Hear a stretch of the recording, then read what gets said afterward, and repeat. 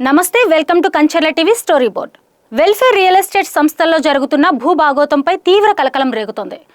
వెల్ఫేర్తో కలకలం, ఖాతాదారుల కంట కన్నీరు అంటూ బాధితులు రోడ్డెక్కుతున్నారు. తమ కష్టార్జితాన్ని నమ్ముకుని పెట్టుబడి పెట్టిన దాదాపు 85% మంది ఖాతాదారులకు నేటికి పైసా కూడా అందలేదన్న సంచలన నిజాలు వెలుగులోకి వస్తున్నాయి. ఏజెంట్ల ముసుగులో వెల్ఫేర్ సంస్థ ఎండీ మల్లా విజయ్ ప్రసాద్ తన బినామీలతో సరికొత్త నాటకం ఆడుతున్నారంటూ ఖాతాదారులు తీవ్ర ఆవేదన వ్యక్తం చేస్తున్నారు. అసలు వెల్ఫేర్ వెంచర్ల వెనుక ఏం జరుగుతోంది చూద్దాం ఈ ప్రత్యేక కథనంలో.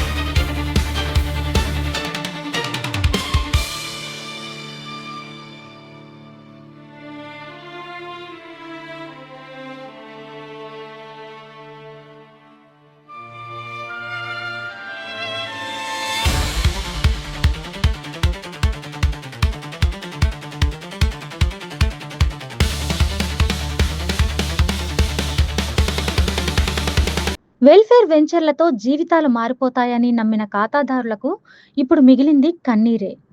కొందరు ఏజెంట్లు ఫ్లాట్లను నమ్ముకుని ఆ నగదును తమ స్వప్రయోజనాలకు వినియోగించుకుంటున్నారంటూ ఖాతాదారులు బాహాటంగానే ఆరోపిస్తున్నారు. బాధితులు వెళ్లి నిలదీస్తే కల్లబొల్లి మాటలతో తప్పించుకుంటున్నారు. మరోవైపు చూస్తే నిజాయితీగా పనిచేసిన కొంతమంది ఏజెంట్లు తమ వద్ద ఉన్న ఫ్లాట్లను అమ్మి ఖాతాదారులకు న్యాయం చేద్దామనుకున్నా పరిస్థితి అనుకూలించటం లేదు. వెల్ఫేర్ సంస్థ వేసిన వెంచర్లకు పూర్తి స్థాయి ప్రభుత్వ అనుమతులు లేకపోవటం, ఎలాంటి అభివృద్ధి పనులు జరగకపోవటంతో ఆ ఫ్లాట్లను ఎవరు కొనడానికి ముందుకు రావటం లేదు. దీంతో ఏమీ చేయలేక చేతులెత్తేస్తున్నారు ఏజెంట్లు. గత 2.5 దశాబ్దాల కాలంలో సుమారు 85% మంది వెల్ఫేర్ ఖాతాదారులకు ఒక్క పైసా కూడా రాలేదన్నది అత్యంత విశ్వసనీయ సమాచారం. తవ్వుతున్న కొద్దీ డొంక కదులుతున్న ఈ వెల్ఫేర్ భూభాగోతాన్ని, అవినీతి దందాను వెంచర్ల వారీగా పుట్టు పూర్వోత్తరాలతో సహా బట్టబయలు చేసేందుకు రంగం సిద్ధమైంది.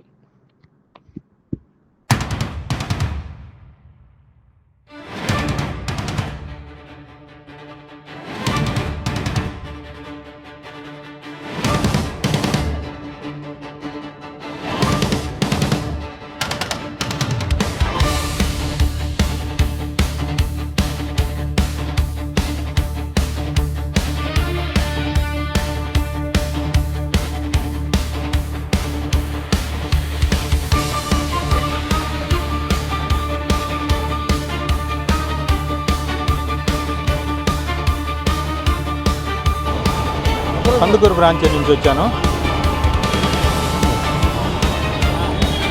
నేను కందుకూరు బ్రాంచ్ నుంచి వచ్చాను. ఇక్కడ Kandukur branch, Nellore branch, Kanigiri branch, ఇక్కడ అన్ని బుచ్చిరెడ్డిపాలెం బ్రాంచి, అన్ని బ్రాంచీల నుంచి మేము ఏజెంట్లు అందరం వచ్చున్నాము. ఇక్కడ వెల్ఫేర్ గ్రూప్ ఆఫ్ కంపెనీస్ నమ్మకానికి అమ్మ వంటిది అని క్యాప్షన్ పెట్టి జనాల దగ్గర మా తరఫున మా బంధువులు కానీ స్నేహితులు కానీ తెలిసిన వాళ్ళు అందరూ మమ్మల్ని చూసి డబ్బులు కట్టారు. ఈరోజు ఈ కంపెనీ వేల కోట్ల ఆస్తులు సంపాదించుకొని మాకు సమాధానం చెప్పకుండా కనీసం 10 సంవత్సరాల నుంచి మెచ్యూరిటీ ఇవ్వకుండా మమ్మల్ని ఇట్లా ఇబ్బంది పెడుతూ ఉంది. ఈ కంపెనీ స్టార్ట్ అయిన తర్వాత మా చేతులతో మేము 1,00,000, 2 లక్షలు, 5 లక్షలు ఒక హెక్టారు విలువ మేము కొనించాము. ఆ హెక్టార్ విలువ ఈరోజు 1 లక్ష రూపాయలు, 5 లక్షల రూపాయలు ఉన్న హెక్టార్ విలువ ఈరోజు కోట్లల్లో ఉంది. కానీ కంపెనీ సొమ్ము చేసుకొని మాకు సమాధానం చెప్పకుండా డబ్బులు ఇవ్వకుండా మమ్మల్ని ఇబ్బంది పెడుతూ ఉంది. కంపెనీ ఆస్తులు ఒక వైజాగ్లోనే దాదాపు 200-300 కోట్ల ఆస్తులు ఉన్నాయి. ఇక్కడ మా సౌత్ జోన్ మొత్తానికి ఇవ్వాల్సింది 100 కోట్లు అయితే వీళ్ళు మమ్మల్ని ఎంతో ఇబ్బందిగా పెడుతున్నారు. దాదాపు ఈ కంపెనీ తరఫున ఎన్నో వేల కోట్ల ఆస్తులు ఉన్నాయి, ఇవ్వకుండా మమ్మల్ని ఇబ్బంది పెడుతున్నారు. ఈరోజు మా సొంత గ్రామాలకు కూడా మేము వెళ్ళలేకపోతున్నాము, మా ఫ్రెండ్స్ని కూడా కలవలేకపోతున్నాము. మా గ్రామాలు మాకు పగైపోయినాయి. మేము మా బంధువులు, మా స్నేహితుల చేత కట్టించి ఈ రకంగా ఇతని దగ్గర మోసపోయి మేము ఇబ్బంది పడుతున్నాం. ఇతను ఏసీ రూముల్లో, ఏసీ కారుల్లో తిరుగుతూ 4 సంవత్సరాల నుంచి మా కళ్ళెదురు పడకుండా స్టాఫ్ ద్వారా ఏదేదో సమాధానాలు చెప్పిస్తున్నాడు. కానీ మాకు పని అయితే కావడం లేదు, డబ్బులు ఇవ్వడం లేదు. తర్వాత వచ్చేసి వచ్చినప్పుడల్లా ఇదిగో 2 రోజులు 3 రోజులు మేము ఛార్జీలు పెట్టుకొని ఇబ్బందులు పడుతూ రైల్వే స్టేషన్లో పడుకుంటూ లాడ్జీలకు పెట్టలేక నానా ఇబ్బందులు పడుతూ 2 రోజులు 3 రోజులు ఉంటే చివరికి ఏదో ఒక చెక్కు, అర చెక్కు ఇచ్చి పంపిస్తున్నారు. మాకు 100 మంది కస్టమర్లు ఉంటే ఒక కస్టమర్కి డబ్బులు ఇస్తున్నాడు, ఒక కస్టమర్కి డబ్బులు ఇస్తున్నారు. వాళ్ళు ఏం చేస్తున్నారు, మేము ఊళ్ళోకి బాగానే బస్సు దిగంగానే మొత్తం వచ్చేస్తారు మా దగ్గరికి. ఏదో తెచ్చాడు, ఏదో ఇస్తాడు అన్న ఉద్దేశంతో తీరా అక్కడికి వచ్చేసరికి ఒకరికి చెక్కు వచ్చిందని మేము చెప్తాము, ఒకరికి డబ్బులకి వచ్చిందని చెప్తారు. 100 మంది మమ్మల్ని దన్నబోతున్నారు. మీరేం చేస్తున్నారు, ఆ రోజు కట్టించేటప్పుడు మీరేం చెప్పారు, ఈరోజు మీరేం చేస్తున్నారు అని మమ్మల్ని దన్నబోతున్నారు. ఈ విధంగా మమ్మల్ని అన్యాయం చేసి నానా తంటాలు పెడుతున్నాడు ఎండీ గారు. ఈరోజు కనపడకుండా ఉంటున్నాడు. కాబట్టి తగు న్యాయం మాకు జరిగేదాకా మేము శాంతియుతంగా ఇక్కడ ధర్నా చేయాలని, చేస్తామని మీ మీడియా ద్వారా తెలియకుంటున్నాం. ఈరోజు శాంతియుతంగా ధర్నా జరుగుద్ది.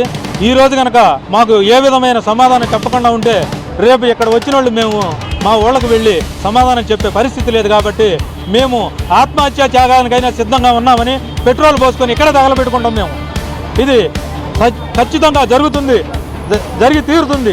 మేము ఇళ్ళకు పోయే ఉద్దేశమే మాకు లేదు. మేము డబ్బులు ఎత్తుకొని పోవడమా లేకపోతే ఇక్కడే చనిపోవడమా? ఇంతటితో మేము ఇంతకంటే మాట్లాడలేము. మాకు శక్తి లేదు, నాకు ఓపిక లేదు. నేను ఈ మధ్య 2 నెలల క్రితం సండే ఎంచుకున్నాను. అయినా నేను ఇబ్బంది పడుతూ వచ్చాను. ఎందుకంటే నా కస్టమర్సు, నా బంధువులు నన్ను నమ్మి కట్టించాను కాబట్టి వాళ్ళ బాధ్యత కోసం వచ్చాను. నేను ఇందాకటి నుంచి మాట్లాడుతున్నాను, అరుస్తున్నాను, కానీ నాకు చాలా ఇబ్బందిగా ఉంది. నాకు ఏదైనా జరిగితే కంపెనీ బాధ్యత తీసుకోవాలి, నా కుటుంబానికి, నా ఫ్యామిలీకి సెక్యూరిటీ కల్పించాలని నేను కోరుకుంటున్నాను. ఈరోజు సాయంత్రం లోపు నేను ఆలోచించి నాకు ఏదైనా జరిగేదానికి అవకాశం ఉంది. జరిగితే నా ఫ్యామిలీకి కంపెనీ తరఫున మల్లా విజయ్ ప్రసాద్ గారు కంపల్సరీ సమాధానం చెప్పాలి. వీళ్ళల్లో చాలామంది పేషెంట్లు ఉన్నారు, షుగర్ పేషెంట్లు ఉన్నారు, బీపీ పేషెంట్లు ఉన్నారు, హార్ట్ కంప్లైంట్ ఉన్నారు. ఈ హార్ట్ కంప్లైంట్ దాదాపు ఇక్కడ ఉన్న వాళ్ళలో 5-6కి వచ్చింది. ఇది కేవలం ఈ కంపెనీ ద్వారా, ఈ కంపెనీ పెట్టే ప్రెజర్ ద్వారా, కస్టమర్లు పెట్టే ప్రెజర్ ద్వారా మాకు వచ్చింది తప్ప మాకు ఏ బ్యాడ్ హ్యాబిట్స్ లేవు. మాకు రావాల్సిన అవసరం లేదు కూడా ఆ కంప్లైంట్. కానీ ఈరోజు వచ్చిందంటే కేవలం ఈ కంపెనీ ద్వారా మేము కట్టించినందుకు మేము ఇన్ని బాధలు పడుతూ చేస్తూ ఉన్నాం. దయచేసి కంపెనీ వారు కానీ గవర్నమెంట్ కానీ అందరూ మాకు సహకరించాలని కోరుకుంటూ నేను విన్నవించుకుంటున్నాను. ప్రజల నమ్మకాన్ని ఆసరాగా చేసుకుని సాగించిన ఈ రియల్ ఎస్టేట్ అక్రమాలపై సమగ్ర వివరాలతో కూడిన ప్రత్యేక పరిశోధనాత్మక కథనాలు మరిన్ని రాబోతున్నాయి. చూస్తూనే ఉండండి కంచర్ల టీవీ స్టోరీ బోర్డ్.